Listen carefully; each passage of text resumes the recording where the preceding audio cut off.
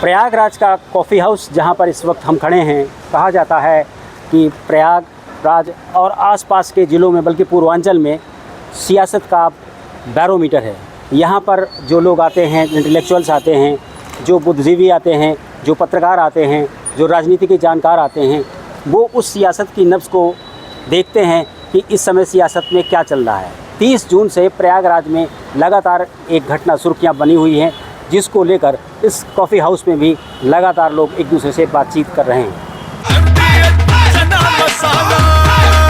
अब छोलिया हो या लोबिया, सफेद चने या काले चने, सबको मजेदार बने। यह घटना है भीम आर्मी के राष्ट्रीय अध्यक्ष चंद्रशेखर आज़ाद रावण को यहाँ पर रोकने के बाद हुए बवाल को लेकर। लेकिन सबसे बड़ी बात यह है कि इस घटना के 3 दिन के आसपास गुजर जाने के बाद भी अभी भी सियासी पार्टियों ने चुप्पी बना रखी है। आखिर इस सियासी चुप्पी के क्या मायने हैं, यही जानने की कोशिश करते हैं हम आज प्रयागराज की सीनियर जर्नलिस्ट से, जो लंबे समय से यहाँ सियासत की नब्ज़ को टटोलते रहे। रवि जी, सबसे पहले आपसे जानना चाहेंगे, ऐसे क्या मजबूरी है कि जो सियासत से जुड़े लोग हैं इसमें खामोश हैं? दिनेश भाई, ये तो मुझे भी हैरत में डाल रही है कि इतनी बड़ी घटना हो गई और यमुना पार में कांग्रेस के सांसद हैं, जो इलाहाबाद संसदीय सीट जो कही जाती है उस पर कांग्रेस के सांसद हैं। उनके पिताजी समाजवादी पार्टी के वरिष्ठ नेता हैं। जिस क्षेत्र में घटना हुई वहाँ भारतीय जनता पार्टी के विधायक ना और बहुजन समाज पार्टी के कार्यकर्ता जो अपने को कहीं कहीं स्विच कर रहे हैं भीम आर्मी में। इतने सारे दल जुड़े हुए हैं, इतनी बड़ी घटना हो गई और कोई आदमी सांस नहीं ले रहा है। स्थानीय मीडिया जो प्रिंट मीडिया है उसमें भी मैं घटना के दिन से लगातार देख रहा हूँ कि इस पूरी घटना को एक आपराधिक एंगल से देखने की कोशिश हो रही है। यह आपराधिक कोण इसमें कहीं मुझे तो नहीं दिखता। घटना हुई होने के बाद जो प्रशासनिक कार्रवाई है, पुलिस की कार्रवाई है, उसमें अपराध शामिल है, लेकिन जो मूल स्वरूप इसका है वह राजनैतिक है। राजनैतिक इसलिए कि जो घटना में शामिल हुए लोग हैं वह कभी बसपा में हुआ करते थे। आज उसकी जो युवा पीढ़ी है, जो सोशल मीडिया से प्रभावित पीढ़ी है, वो भीम आर्मी की तरफ स्विच हो रही है। दूसरा, जिस पार्टी कांग्रेस के वहाँ सांसद हैं उन्होंने चुप्पी ओढ़ रखी है, वह इस मुद्दे पर कुछ नहीं बोल रहे हैं। उनके पिताजी का वहाँ अच्छा होल्ड रहा है। अच्छा, इसकी वजह क्या है? क्या उन्हें लगता है कि उनका भी वोट बैंक कहीं खिसक सकता है जो एक पक्ष से कहीं ना कहीं जुड़ा होगा? हाँ, उस इलाके में बहुत आज का ये कोई नया वो सीन नहीं है, उभर आया। अन्यथा पूर्व में करछना विधानसभा क्षेत्र में ही बसपा के जो प्रत्याशी थे उनको उनकी बंद कार में जलाने की कोशिश हुई थी, उसी विधानसभा क्षेत्र से जिसमें घटना हुई। उसके आसपास इर्द गिर्द जब आप देखेंगे तो भी ये जो दोनों पक्ष हैं जो वहाँ आमने सामने आते दिखे, वह पूर्व में भी आते दिखे हैं। साथ में उन पार्टियों के लिए भी सवाल है कि देखिए 2027 का विधानसभा चुनाव अब करीब है और यह घटना क्रम कहाँ से कहाँ जा रहा है, वोटर्स कहाँ से कहाँ शिफ्ट हो रहे हैं। जी, बस अब आप लंबे समय से यहाँ की राजनीति को देखते रहे हैं।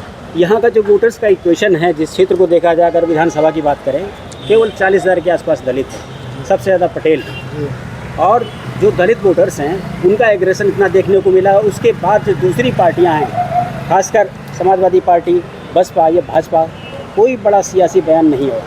उस क्या मजबूरी है? उसका एकमात्र कारण है कि अपना वोट बैंक खिसकने का डर है। और दूसरी बात है कि जो घटना हुई वो वास्तव में दुखद घटना है, ऐसा नहीं होना चाहिए। प्रशासन को उस पर गंभीरता से लेकर के और ध्यान देना चाहिए था कि कोई जा रहा है जिसके वायरल होने पर इतना बड़ा आगजनी, और यह इस तरह से इधर कई घटनाएं हुई हैं जिसमें जनता आक्रोशित हो जा रही है। जनता या पार्टी, विभिन्न पार्टियों के समर्थक या नेता के समर्थक, लेकिन सियासी पार्टियों का इसमें इन्वॉल्व होना है, इस बात का संकेत जरूर दे रहा है कि सियासी पार्टियां अपने वोट बैंक के नाते वह खुल के नहीं आ रही, चुप्पी साधे हुए। चुप्पी साधे हुए। जी मनोज जी, बसपा की चुप्पी की समझ में नहीं आती। वो तो हमेशा दलित वोटर्स की बात करती है, उनकी देखिए- मुखिया बनने की बात करती है, बसपा चुप है। ऐसा है, बसपा की राजनीति अब देख लीजिए। जी। जैसे ही वहाँ 51 लोगों के ऊपर FIR दर्ज हुआ, उनको नैनी जेल में भेजा गया।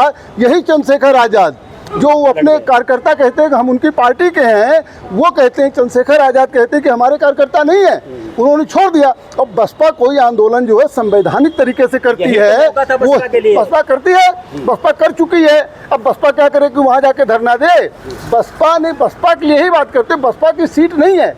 पहली बात करछना की अगर हम बात करें, कितनी बार रेवती रमन जी विधायक रहे, एक बार जो है वो दीपक आसपास की पटेल दो सीटें रहे, मेरी जानकारी में एक बार दीपक पटेल रहे। जाति बाहुल्य हैं आसपास की 2 सीटें। सर यही तो दिक्कत है कि जातिगत जो राजनीति हमारे यहाँ हो रही है, इस पर राजनीति हो चुकी है मेरे हिसाब से। और जो अब राजनीतिक पार्टियों ने चुप्पी साधी है, बसपा ने इसलिए नहीं कुछ बोला कि बसपा नहीं चाहती चंद्रशेखर आज़ाद को तवज्जो दी जाए। पहली बात, जैसे ही विरोध करेंगे तैसे वो हाइप हो जाएंगे। समाजवादी पार्टी खुद चंद्रशेखर आज़ाद की पार्टी को नहीं पसंद करती है, यहाँ तक कि अभी पिछले विधानसभा में उसने गठबंधन भी नहीं किया, लोकसभा में गठबंधन भी नहीं किया। तो ऐसी कंडीशन में कोई पार्टी क्यों जो है उस चीज़ को उभारेगी, जबकि पहले उस पर राजनीति कर चुकी, इसीलिए सब क्योंकि आपका मतलब कि बसपा इसमें बैकफुट में है, वो चाहती है कि बसपा बिल्कुल, बसपा तो नाम नहीं लेती है। बहन जी ने आरोप लगाया कि कुछ पार्टियां जो है चंद्रशेखर को मदद करते हैं कि ताकि बसपा कमजोर हो, तो बसपा उनका नाम लेके उनको हाइप क्यों देना चाहेगी? बिल्कुल। एक और इशू ये है कि चंद्रशेखर दलित के घर जाते हैं जहाँ पर उनको जिंदा जलाया गया था, लेकिन दूसरी जगह फूलपुर में एक दलित लड़की के साथ धर्मांतरण, उसका अपहरण होता है। धर्मांतरण करने के बाद फिर जिहाद की ट्रेनिंग दी जाती है। एक बयान चंद्रशेखर का नहीं आया।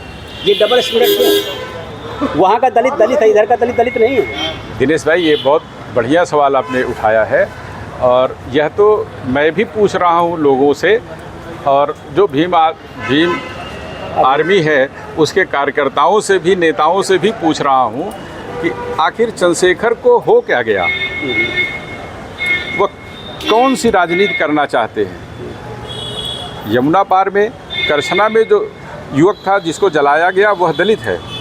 फूलपुर में जिस लड़की का धर्मांतरण किया गया, और केवल धर्मांतरण नहीं हुआ, उसको प्रयागराज से केरल ले जाया गया।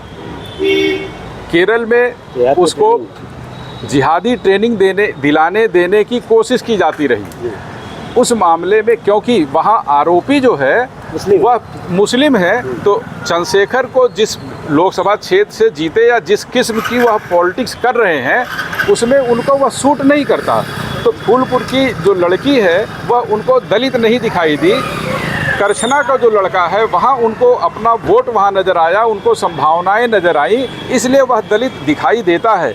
या दरअसल पूरे समाज को विघटित करने का जो तरीका है, यह चंद्रशेखर रावण की राजनीति की जो शैली है, ये समाज को ही नहीं विघटित कर रही है, कानून व्यवस्था के लिए भी तमाम किस्म के आने वाले दिनों में सवाल खड़े करेगी कि वह चुन चुन कर जो जाति की राजनीति करेंगे, चुन चुन कर मुद्दे जो बनाएंगे 2027 विधानसभा चुनाव को देखते हुए, वह आने वाले दिनों में उत्तर प्रदेश की कानून व्यवस्था के सामने तमाम सवाल खड़े करेगी। ऐसे लोगों के लिए कानून को, पुलिस को, सरकार को सख्ती का रुख अपनाना चाहिए, वह भले किसी पार्टी के हों।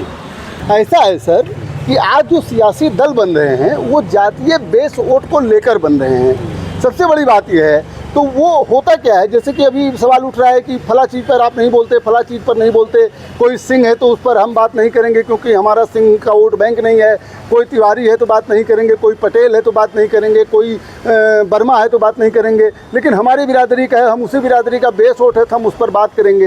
वो भी जहाँ सूट करता वहाँ बात करेंगे, जहाँ नहीं सूट करता वहाँ बात नहीं करेंगे। ये नेताओं की चाल तो हमेशा से रही है, और यही जो है सोच के, इसी आधार पे तमाम दल बने हैं, और वो जो है भारतीय जनता पार्टी या सपा के साथ गठबंधन करके सत्ता की मलाई खा रहे हैं। आज ये वजह है कि जो है लोग जो सेलेक्टेड विरोध करते हैं।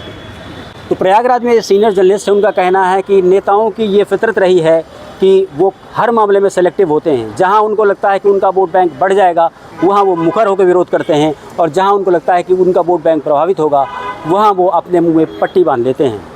Dinesh Singh, TV9 UP, Prayagraj. दादी के हाथों का जादू और खुशबू से महकता घर, माँ की मुस्कुराहट और खाने की सुगंध। MDH गरम मसाला, क्योंकि हर रिश्ता है स्वाद से जुड़ा।